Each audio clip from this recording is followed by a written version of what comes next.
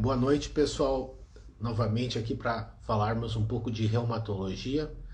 E esse assunto é um assunto que, sinceramente, me agrada bastante, né? Quando eu fiz residência em clínica médica, tinha um professor chamado Carlos Alberto von Miller, que era um entusiasta no estudo dessa doença, e eu também, por conseguinte, me tornei um entusiasta também do estudo dessa doença.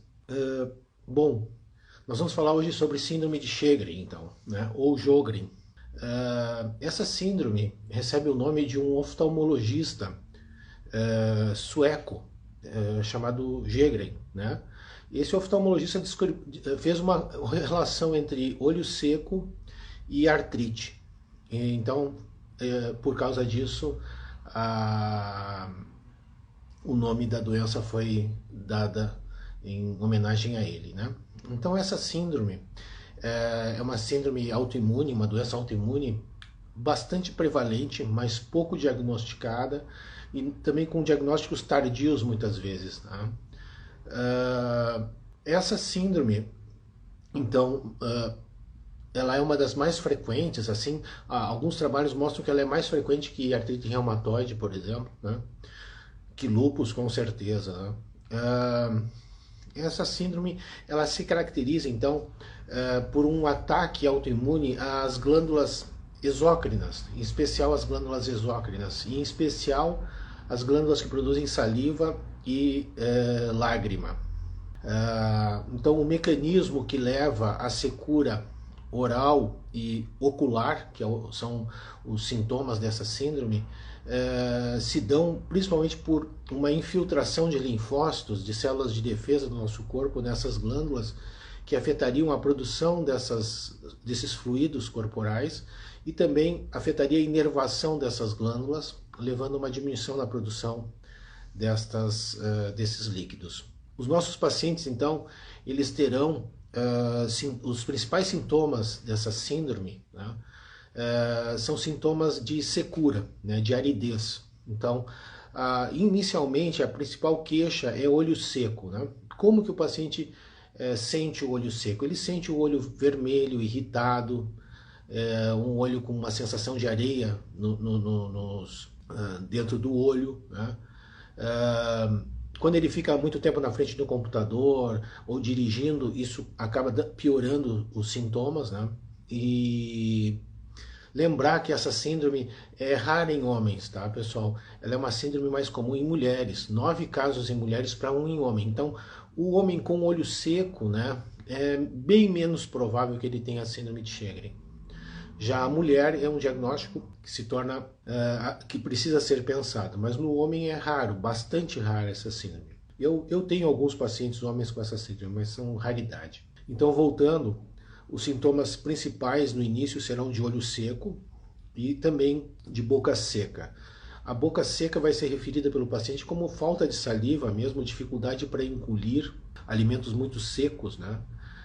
Também cáries frequentes, refluxo também, porque a saliva tem um papel de tamponar o ácido gástrico. Então, esses sintomas serão usualmente os primeiros sintomas dos nossos pacientes. Apesar disso, alguns pacientes podem ter sintomas sistêmicos apenas. Então, às vezes, esses pacientes podem se apresentar para nós com uma doença pulmonar, por exemplo, com uma doença neurológica, uma doença renal, uma doença de pele, e isso pode gerar algum tipo de confusão, né? Então, por exemplo, está na literatura médica que um paciente que se apresenta com doença pulmonar intersticial sem uma causa aparente e com um FAM positivo, que é um exame que pesquisa autoanticorpos, a síndrome de Sjögren precisa ser pensada, entrar no diagnóstico diferencial, vamos dizer assim, né? Então eu falei um pouco dos sintomas orais e oculares dessa síndrome, né, causados pela secura. E como é que a gente investiga, então, esses sintomas oculares? Então, normalmente essa investigação é feita pelo oftalmologista, né, que tem alguns testes que ele usa, como o Schirmer, por exemplo, que é um teste que mede a quantidade de lágrima produzida, ou testes em que se avalia a córnea e se avalia se há lesão corneana ou de conjuntiva também, relacionada à secura, né? São testes que usam alguns corantes, né? Fluoroceína ou verdilisamina. Então, através desses testes oftalmológicos, o oftalmo tem como dizer se o paciente tem olho seco ou não. Existem alguns testes também para documentar a boca seca, um teste que mede a quantidade de saliva produzida em 5 minutos, e também exames de imagens das glândulas parótidas e submandibulares, que são duas glândulas que nós temos nessa região, as parótidas e as submandibulares aqui embaixo. E a síndrome de Sjögren, ela pode dar algumas alterações no ultrassom bem características, né? Então esse é um método que nós usamos também para documentar o componente salivar dessa síndrome. Nós podemos usar outros exames para documentar as manifestações sistêmicas da síndrome, né? Não são todos os pacientes que têm essas manifestações sistêmicas, eu já citei, pulmão, sistema nervoso periférico, são os locais mais comuns, pele também, né? Esses pacientes podem ter fotossensibilidade semelhante ao lúpus também. Do ponto de vista de laboratório, né, nós temos então, os pacientes com síndrome de Sjögren, frequentemente eles têm alguns testes de sangue indicativos de autoimunidade, né? Então o FAN frequentemente é positivo, o fator reumatoide também é frequentemente positivo, e também alguns autoanticorpos como chamados anti-Ro e anti-La, que aparecem mais frequentemente na síndrome de Sjögren, mas não só na síndrome de Sjögren, né? As manifestações neurológicas são bem variadas, mas as principais são no sistema nervoso periférico, né? São neuropatias que se manifestam por fraqueza, por informigamentos, por perda de força, né? Às vezes também pode haver envolvimento de pares cranianos, neuralgia de trigêmeo também, né? Também às vezes quadros que lembram desmielinização, então doenças desmielinizantes podem aparecer na síndrome de Sjögren, conforme a pergunta da seguidora. A doença renal pode ocorrer na forma principalmente de nefrite intersticial, perda de potássio, fraqueza, né? Estava esquecendo de comentar, sintomas gerais são comuns no Sjögren, como fadiga principalmente, cansaço, é um sintoma comum nessa doença, né? Algumas vezes está associado à fibromialgia e algumas vezes está associado à atividade inflamatória da doença. Lembrar também, do ponto de vista de investigação, o teste padrão ouro, vamos dizer assim, de diagnóstico da síndrome de Sjögren é a biópsia de glândula salivar menor, que é feita aqui no lábio inferior, tá? No lábio inferior. Tem uma pergunta aqui que nas glândulas salivares, como ela afeta. Então, ela infiltra, ao infiltrado linfocítico nas glândulas salivares maiores e menores, nós temos 3 glândulas salivares maiores, né, em dupla, e temos também glândulas salivares em toda a cavidade oral. Todas essas glândulas podem sofrer infiltração e pararem de funcionar adequadamente. Isso leva à secura. Lembrar, então, que o padrão ouro de diagnóstico é essa biópsia. Às vezes nós não precisamos fazer essa biópsia, só a clínica do paciente e os exames laboratoriais alterados já permitem esse diagnóstico. Lembrar uma coisa importante também, que a síndrome de Sjögren é classificada como primária ou secundária. Primária é quando ela vem sozinha, só ela sem nenhuma outra doença associada, e secundária é quando ela vem associada a outras doenças, basicamente são doenças autoimunes. Então, os pacientes com artrite reumatoide, 20% deles têm síndrome de Sjögren associado. Pacientes com lúpus, 15% dos lúpicos têm síndrome de Sjögren associados. É comum a associação, realmente, a associação entre síndrome de Sjögren e tireoidite de Hashimoto, com hipotireoidismo, né, associado. E mais raramente também vitiligo e também anemia perniciosa, que leva a deficiência de vitamina B12. Uma coisa que nós não podemos deixar de comentar é o risco maior dos pacientes com Sjögren apresentarem um tipo de linfoma, né, que é uma neoplasia do sistema linfático, linfomas chamados não Hodgkin, mais de origem de células plasmáticas, de linfócitos B. Esses linfomas podem aparecer depois de muitos anos de doença, né? A maioria dos pacientes não terá, mas alguns poderão ter, e nós devemos estar atentos. Como é que esses pacientes vão se apresentar para nós? São pacientes já com síndrome de Sjögren conhecida, que desenvolvem uma tumoração nas glândulas parótidas, aqui do lado, ou apresentam ínguas no corpo, ou infiltração do pulmão, infiltração do baço ou do fígado. Nós devemos estar atentos porque esses pacientes podem desenvolver essas neoplasias no futuro, né? Sim, quem tem então a síndrome de Sjögren tem uma predisposição mais de ter alguns tumores, em especial os linfomas, como eu comentei atualmente, né, os linfomas não Hodgkin. Lembrar também que essa síndrome pode dar manifestações hematológicas, e são manifestações parecidas com o que acontecem no lúpus, né? Então, o diagnóstico diferencial de Sjögren com lúpus é importante.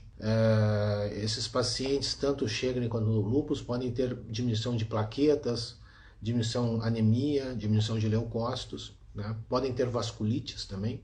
Essas vasculites se manifestam principalmente por manchas nas pernas, né?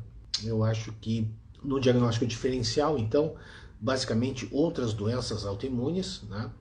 O Sjögren precisa ser sempre pensado quando estamos vendo um paciente com lúpus, com artrite reumatoide, um paciente com Hashimoto, um paciente com cirrose biliar primária, ou atualmente conhecida como colangite biliar primária, né? Em relação a tromboses, a síndrome de Sjögren não costuma estar associada a tromboses. Lembrar que a SAF, que é uma síndrome do anticorpo antifosfolípide, aparece mais em lúpicos. Porém, indivíduos com qualquer doença autoimune têm uma chance um pouquinho maior de ter SAF. E a SAF, sim, essa síndrome do anticorpo antifosfolípide é uma síndrome, uma trombofilia adquirida, que pode dar trombose, sim. Tá? Em relação ao tratamento, né, da síndrome de Sjögren. Bom, não há muitos trabalhos trabalhos. A causa dessa síndrome, né? A causa dessa síndrome ela é autoimune, provavelmente, tá? Fatores, eu esqueci de comentar, a pergunta veio muito bem. Provavelmente certamente fatores genéticos influenciam. Então, essas doenças autoimunes são sempre mais comuns em famílias, tá? E a síndrome de Sjögren também.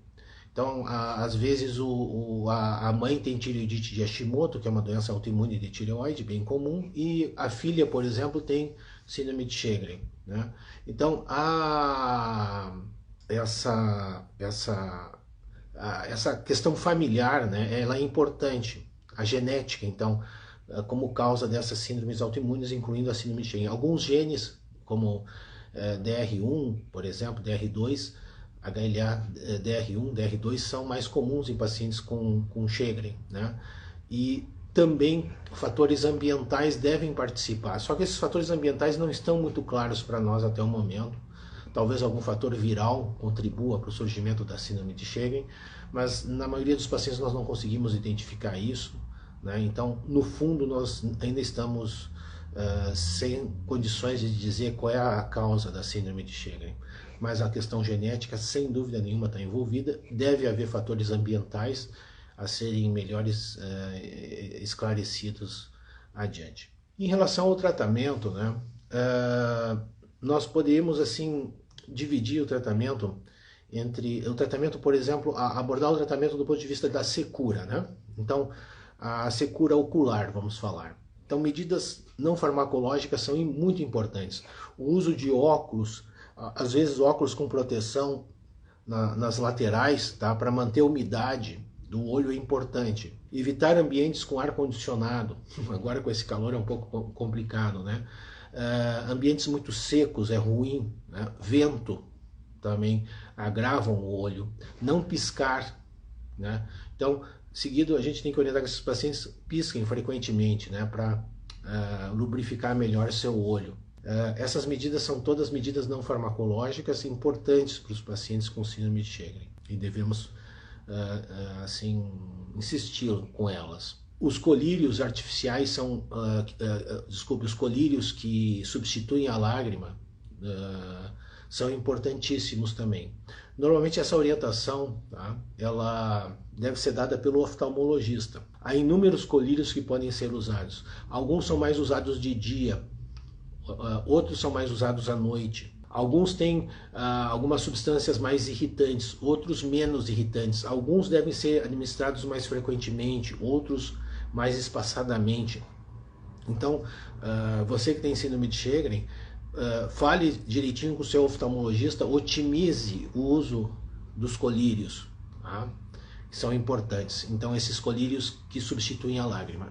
Não funcionando bem isso, nós temos colírios como tacrolimus, que podem também, usando algumas semanas, melhorar, que é o imunossupressor, né? Melhorar a secura ocular. Em relação a outros, importante também tratar aquele acúmulo de gordura que ocorre no olho, chamado blefarite, né? E é uma inflamação das glândulas que produzem gordura, porque essa gordura é importante para manter a lágrima, né?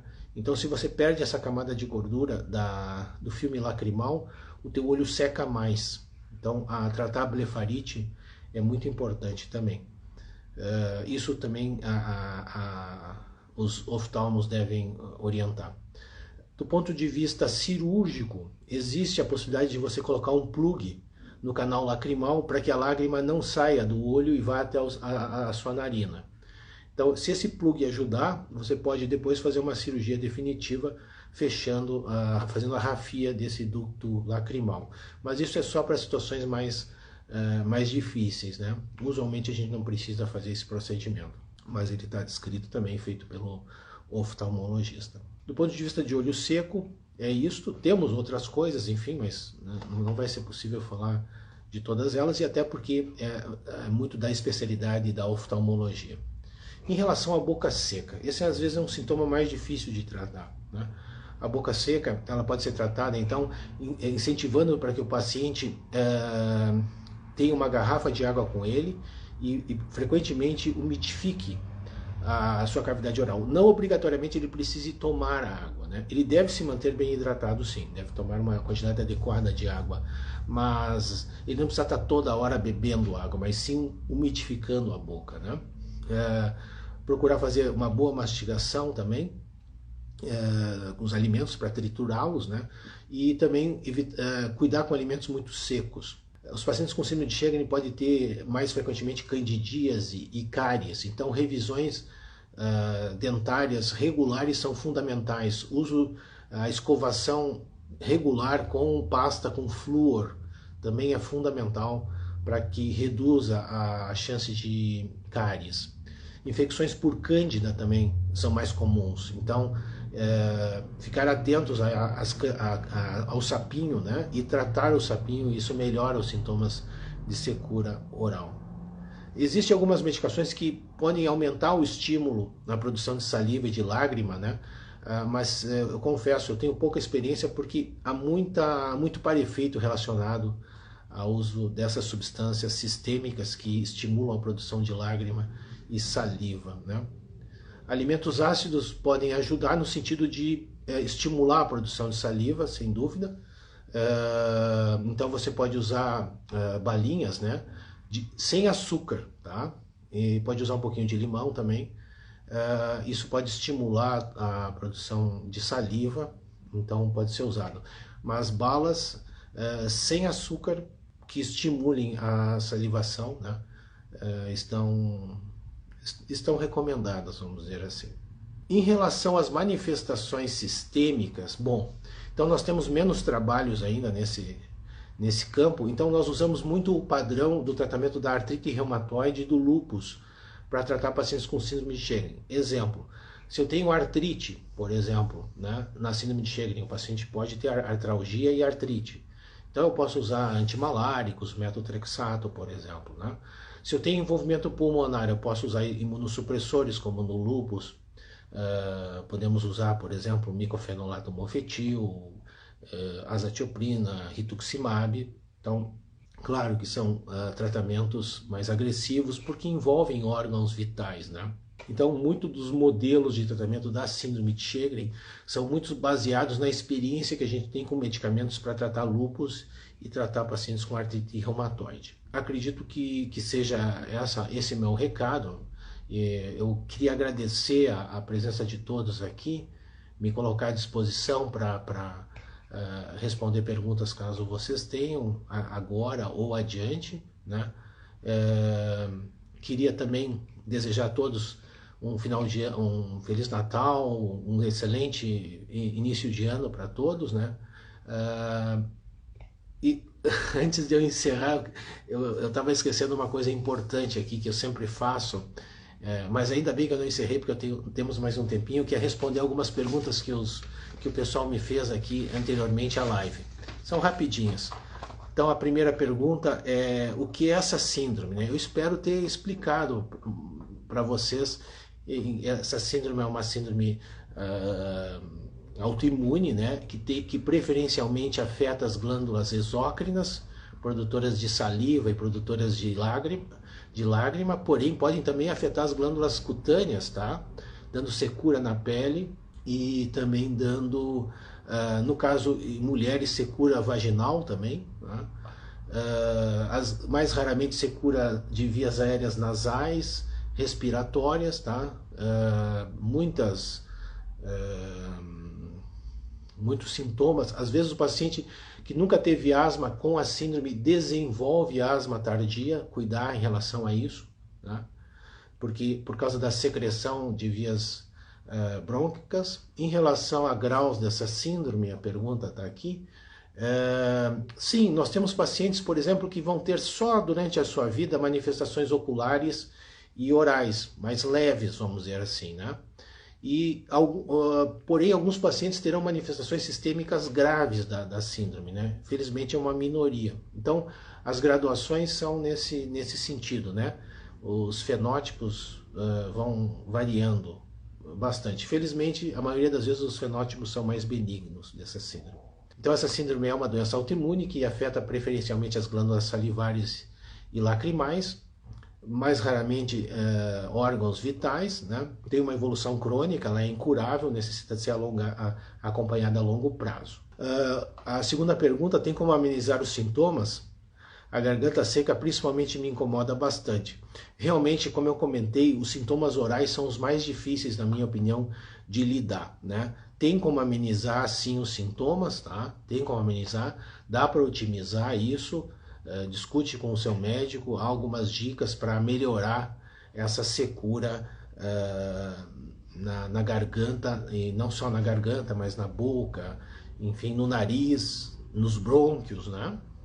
Uma terceira pergunta bem interessante: pessoas com essa síndrome podem doar sangue ou órgãos? Bom, a síndrome de Sjögren é uma doença autoimune, né? Saliva artificial, olha, está descrita no tratamento, mas a tolerância dela é ruinzinha, né? A gente sabe que experimente uma saliva artificial, ela não dá assim uma resposta excelente, né? Mas ela pode ser usada, alguns pacientes se adaptam. Pessoas com essa síndrome podem doar sangue ou órgãos? Olha, a princípio, né? Nós sabemos que as doenças autoimunes são sempre perguntadas numa entrevista de doação. Então, alguma importância isso tem, né? Por exemplo, os pacientes com síndrome de Sjögren, eles podem ter anemia, né? Se não tem hoje, eles podem ter amanhã pela doença. Então, uma doação pode, de repente, acabar afetando o próprio doador, né? Então, não é que seja contraindicado doar, porque a síndrome de Sjögren não se passa, né? Não é transmissível pelo sangue. Mas quem tem doenças autoimunes tem que ficar atentos, assim, ter alguns cuidados com a doação. Porque, eu vou dar um exemplo clássico, né? Tu tens lúpus, por exemplo, nunca teve envolvimento renal, mas como é que tu vai doar um rim, já que tu pode adiante desenvolver uma doença renal? Então, a doação aqui tem que ser pensada caso a caso, né? E depende, isso não é uma contraindicação absoluta a doação, não, mas há algumas situações a serem consideradas na hora da doação. A quarta pergunta é: li que cirurgia nos olhos é um tipo de tratamento. É verdade? Sim, é verdade, mas são para os casos mais graves, que não respondem aos cuidados não farmacológicos e aos colírios, né? Então você pode fazer aquele fechamento do conduto lacrimal. Inicialmente tu coloca um plug, que é retirável, né? Se esse plug, que não deve ficar em contato com o olho, senão vai irritar, ele te ajudar no teu olho seco, você pode mais tarde fazer uma rafia ali, fechar esse ducto definitivamente para ter mais saliva no teu olho, né? Normalmente nós não operamos as glândulas salivares, né? Por causa da síndrome de Sjögren. No máximo, se o paciente desenvolver uma tumoração ali, você suspeitar de uma neoplasia naquele local. Mas, usualmente, nós não operamos, não há cirurgia na síndrome de Chagas indicada nas glândulas salivares maiores. Então, ó, era isso, pessoal. Um abraço a todos. Novamente, bom final de ano, boas festas. Espero poder, em janeiro, marcar uma nova live com um novo assunto para vocês. Muito obrigado e tchau, tchau.